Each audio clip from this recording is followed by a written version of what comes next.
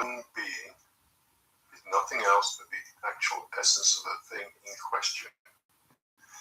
In other words, your survival is at the very, very root of what you are.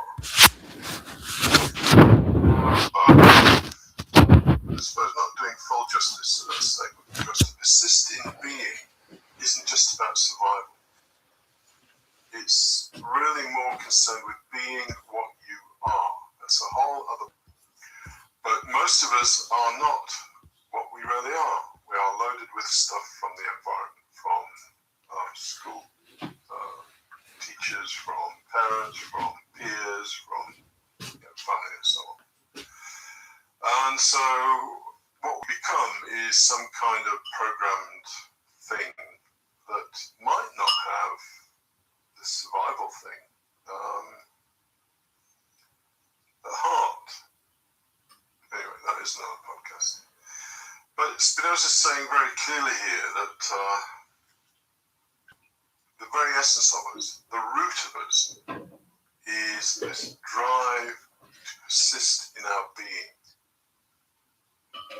That is the architectural foundation of what we are. To go against that just does not make any sense whatsoever. This notion that we really shouldn't be contemplating death because we're survival machines. We have to be a little bit humble and recognize that we are machines and this is the way we work. Anyway, Spinoza in part 4 of his ethics, proposition 67 says, "The free man thinks of death, least of all things." Now, part 4 of his ethics is about reason. It's about using our intelligence to try and guide how we should live our lives. It is not reasonable, if you understand the nature of the beast that you are, it is not reasonable to contemplate death. It diminishes the power of the beast, and it achieves absolutely nothing. It will not ward off death, make your life more meaningful, in fact quite the opposite. While you are alive, you are a living thing, and you are pushed along by the desire to persist in your being with as much power as possible. Again, the word power is a loaded statement for Spinoza, but power is of two varieties. One is we get it from the environment, more money, more sexual partners, fame, whatever. Or what he's really talking about here is inner power. The power to live our lives in a way that makes sense. Power to tell yourself it's pointless thinking about death because I'm actually a survival machine. So he says, a free man thinks of death least of all things, and his wisdom is a meditation not of death, but of life. Well, of course it is. Thinking about life is thinking about more power. So power has two aspects to it. We need both of those aspects in truth. You need at least enough power to get food and shelter for yourself. Internally, you need power from understanding if you're going to live a happy, satisfying life. Stephen Hawking, who was a friend of Spinoza, along with Einstein, of course, said, and remember this guy was in a wheelchair nearly all of his life, said there is always something we can do. A wonderful statement. A statement that the beast that we are wants to hear, because the beast wants power. Now, There is another way to proceed in life, but it's a little bit unusual. So here is another slide. And remember that Spinoza was not a religious man. When he used the word God, he was talking about existence. And I produce podcasts on existence. They're on the Patreon channel. Me moriré de hambre. Nuevo Alpro Tubo, que las prisas no impidan cuidarte. Para un culito. Tan, tan suave. La textura esponjosa ultra suave de Dodot Puraqua. And existence is a very, very unusual thing. We take it for granted. Our sense of existence does not come from our thoughts. No point thinking to yourself, I exist. It's just more thoughts, do nothing. Same with our emotions, same with our body. The sense of existence doesn't come from that, it's something else that we have, and we take it for granted. And Spinoza says the essence of God, or the essence of the universe, well, not the universe, but the essence of manifest creation, and that is much bigger than we can detect according to Spinoza, but the essence of it all is existence. And Hubert Benoit said, and he's quite right, that existence is superior to life because life comes from existence. So existence seems like it's a fairly important thing. Now, when we're born obviously into a body. And our first love is the body. The body gives us pleasure. You might not think so, but yeah, actually it does. When you eat food and you're hungry, there's pleasure. When you have sex, there's pleasure. When you indulge in maybe some kind of art or play music, whatever, there's pleasure. So we are fairly heavily addicted to our bodies. And people who complain about the fact that they're going to die, although they wouldn't admit it, are actually more in love with their bodies than people who don't complain. You only complain about something ending if it brings you pleasure. Now, the fact that the body is mortal is clearly a problem in that respect, because we will not have pleasure from the body forever. And let me quote this, let me give you a little bit more background. So I've talked about existence, and for Spinoza, the essence of God, the very root of what this whole damn thing is about, is existence.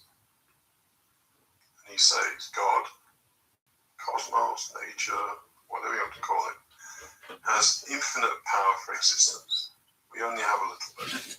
We live for 60, 70 years. And then our existence ceases.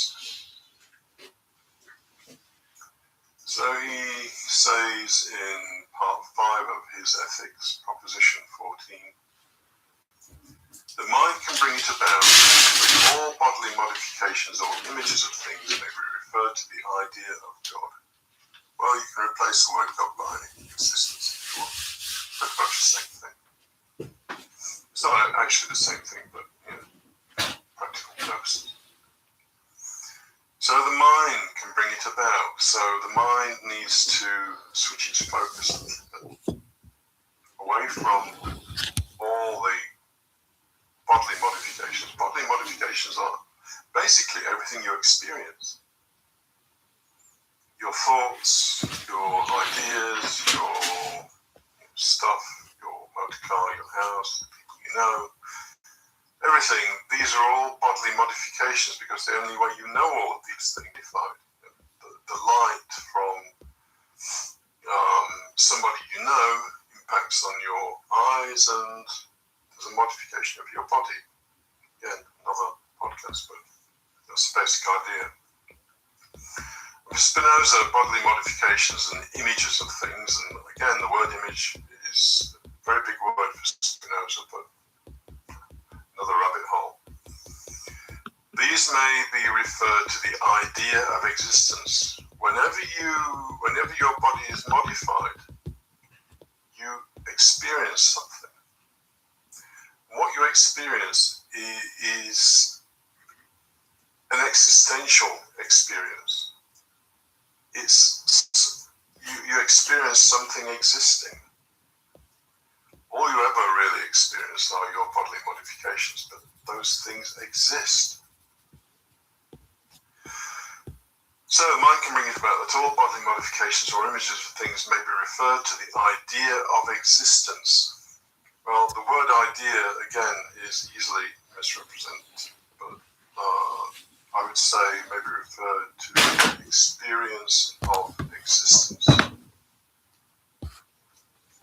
And so we need to fall in love with existence.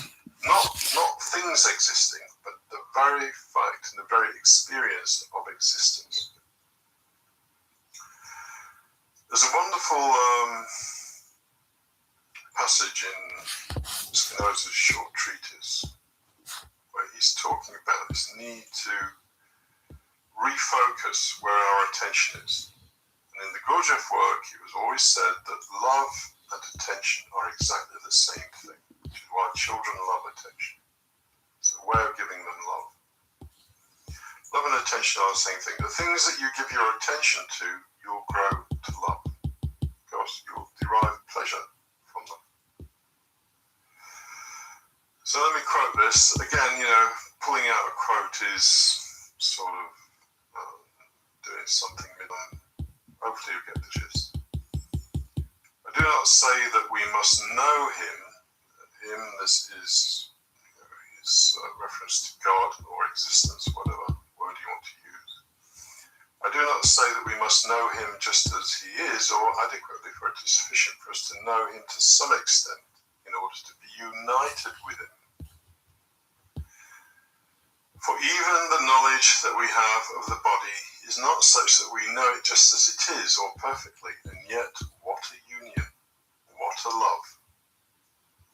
There's so much wisdom in that short quotation there. We are in love with our bodies, which is why we fear death, or why we dread death. And so it makes sense, A, not to keep telling the body that it's going to die, because it will diminish its power and make it unhappy. And secondly, we need to switch our attention whenever we can to our sense of existence. Various traditions call that various things: mindfulness, self-remembering, prayer, meditation, whatever you want. Del origen más puro, de la cumbre más alta, de donde el cielo roce, de la roca, la nieve, de suerte, a lo más hondo de tu cuerpo, a tus emociones. Agua de Sierra Nevada de Anjarón, nacida a más de 3.000 metros de altura, de lo más alto a lo más hondo. Fuck off. Because it will diminish its power and make it unhappy. And secondly, we need to switch our attention whenever we can to our sense of existence. Various traditions call that various things: mindfulness, self-remembering, prayer, meditation, whatever you want. Although, those things that I've just mentioned there very often come without any understanding of why we would do that and what the outcome might be. The outcome is that if you give your attention to a sense of existence, even for just a few minutes a day, eventually you'll start to develop an awareness of something other than just your body. Because normally it's just your body. It may be dressed up in all kinds of fancy clothes.